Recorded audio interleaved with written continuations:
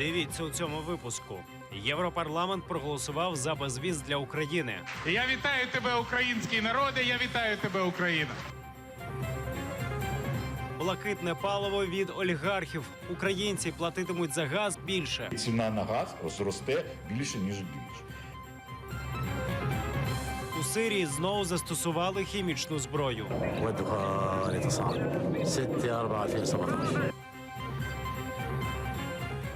Вітаю, час новин на телеканалі АТР. 6 квітня, 1134-й день анексії Криму. У студії Ескандер Маметов.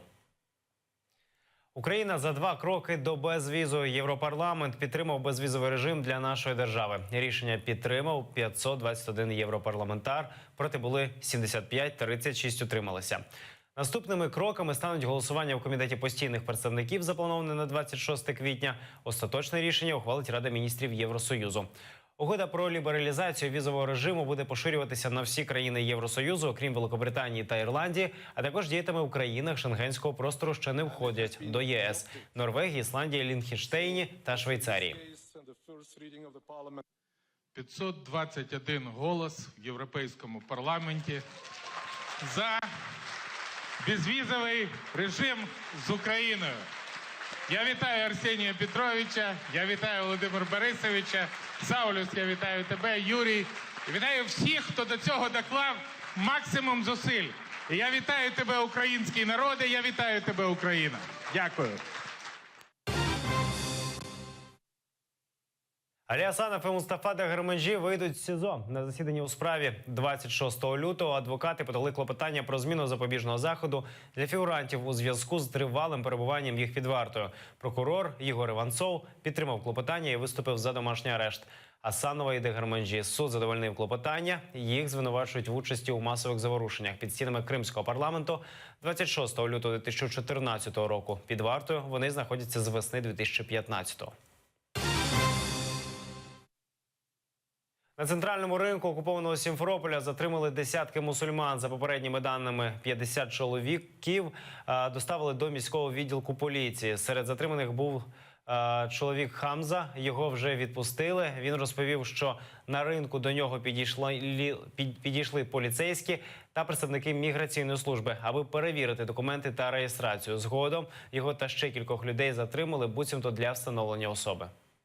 В добровольно-принудительной форме вежливые люди откатали пальчики, хотя они не имели на это права, только по добровольно, да? Слюну взяли, фотографировали, заполнили бланк относительно моих данных и попросили расписаться под своими данными. Окупанти в Криму затримали український корабель. Риболовецьке судно «Рибак Херсона» буцімто порушило державний кордон Росії, заявили в кримському осередку ФСБ. Потім екіпаж звинуватили в шпіонажі, капітана штрафували на 60 тисяч рублів. В Українській Держприкордонслужбі висловили протест діям окупанта.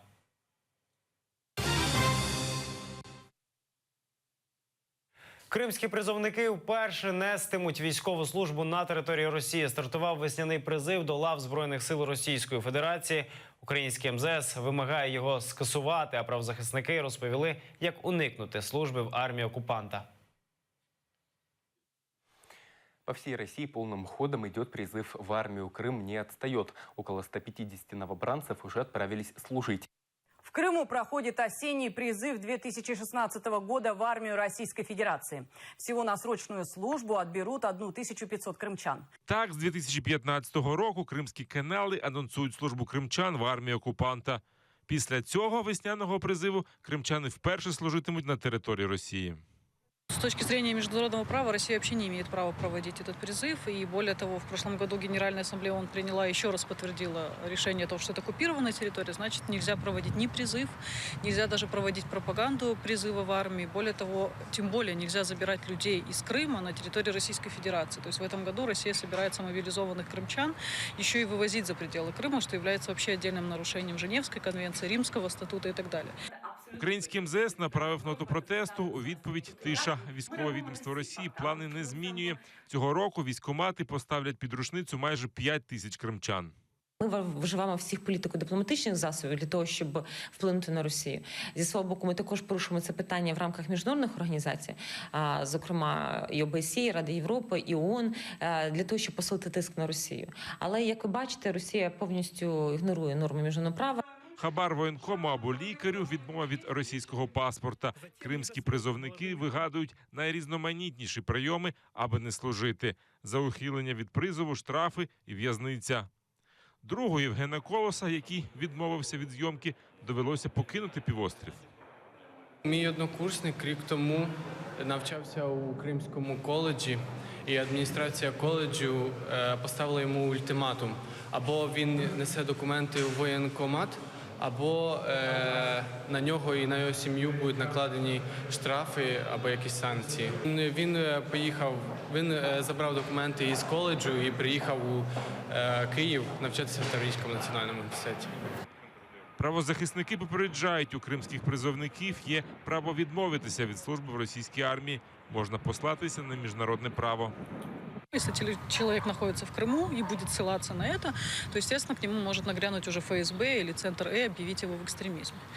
Найбезпечніший спосіб заявити про свої релігійні та культурні переконання або пройти альтернативну службу, стверджують правозахисники. Роман Спірідонов, Іслам Пінка, Заман, АТР. Муфтій мусульман Криму відвідав Стамбул. Айдер Рустемов зустрівся з муфтієм Стамбулу Хасан Каміль Йилмазом і з главою Ісламського центру досліджень Ісамі Рашидом Кучуком. Цей центр займається дослідженнями історичних документів періоду Османської імперії, серед яких є документи і рукописи кримських вчених того періоду. Муфтій Криму домовився про подальше співробітництво.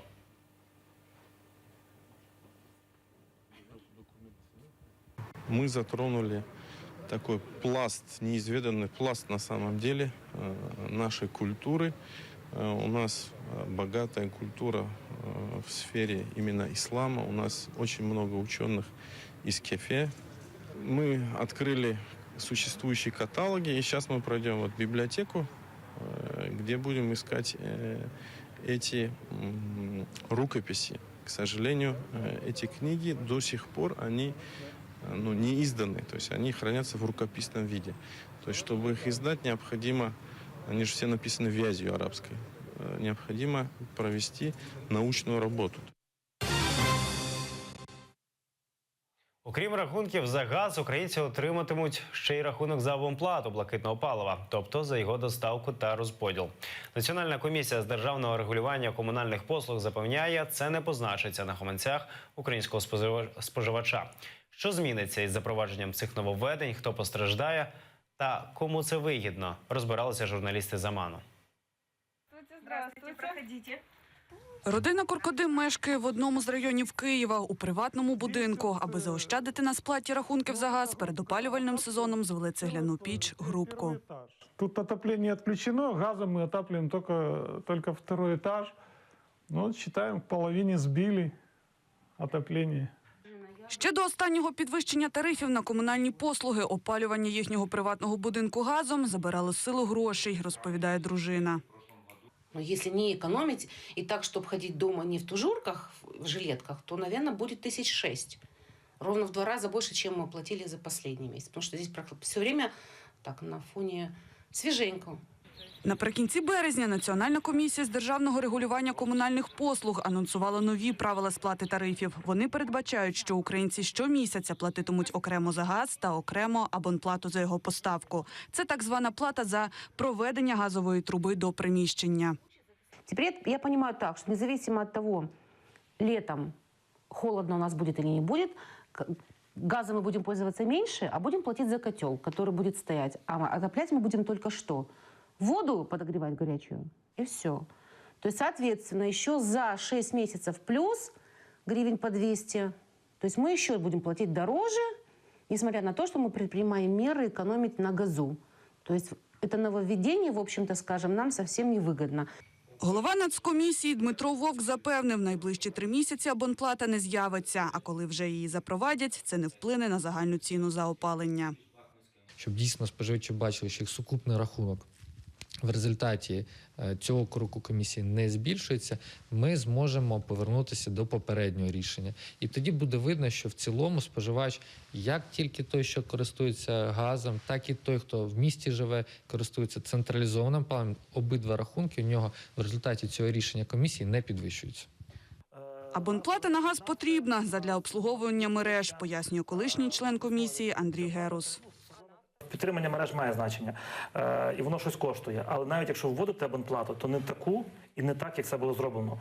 По-перше, вона мала би бути меншою. По-друге, можна її прийняти рішення сьогодні, щоб вона вступила в дію через рік. Проте, якщо підрахувати, хто виграє від цього, стає зрозуміло. Ця зміна зовсім не на користь українського споживача, вважає колишній міністр житлово-комунального господарства Олексій Кучеренко. Пояснює, в середньому одна людина, яка користується тільки плитою, споживає до 6 кубів газу щомісяця і платить до 50 гривень. Тепер платитиме вдвічі більше. 6 кубів газу за ціною, яка існувала до 1 квітня, на 6,879, приблизно там 40 гривень.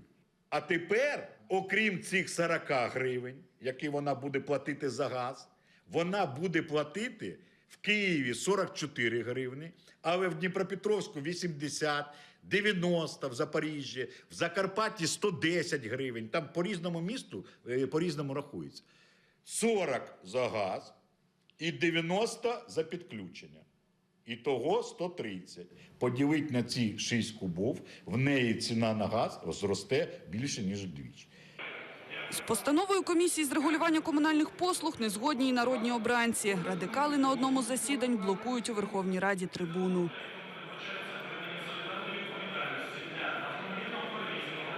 Вбачають корумповану схему. Мовляв, постачання та розподіл газу здійснюється облгазами, що належить олігархам. Ми вимагаємо повернути до державної власності державні комунальні газорозподільчі мережі, які належали державі. Сьогодні впродовж багатьох років Фірташ, Льовочкін безплатно їх експлуатують, отримують десятки мільярдів гривень, складуть собі до кишені за рахунок українців.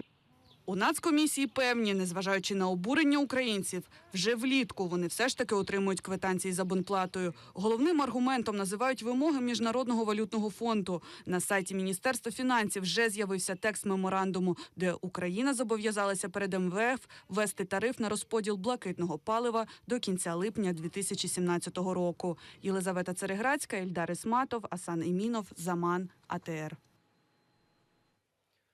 У Ростові-на-Дону в руках у чоловіка детонувала вибухівка в районі вулиці Соціалістичної. Сторож найближчого ліцею побачив на землі предмет, схожий на ліхтарик. Він підібрав та увімкнув його. Вибухівка спрацювала, чоловікові відірвало кисть руки. Зараз він знаходиться у реанімації. Камери відеоспостереження зафіксували людину, що поклала вибухівку на землю. Її особа нині невідома. Триває розслідування.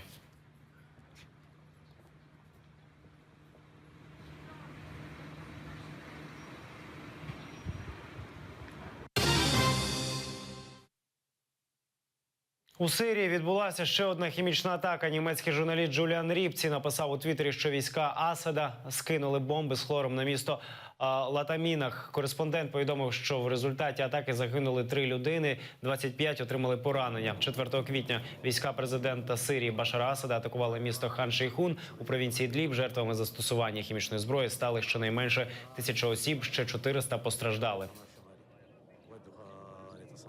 6/4/2017 ولا يزال الطيران الحربي في نجوى ولا يزال الطيران الحربي في نجوى الطيران الحربي. Це всі новини на цю годину. Не пропустіть наступний випуск «Заман кримськотатарською» за 45 хвилин, а ефір телеканалу продовжує програма «Бугун». В ефірі будуть Айдер Куліков та Ілона Довгань. Говоритимуть вони про безвіз для України. Залишайтеся з ЕТР.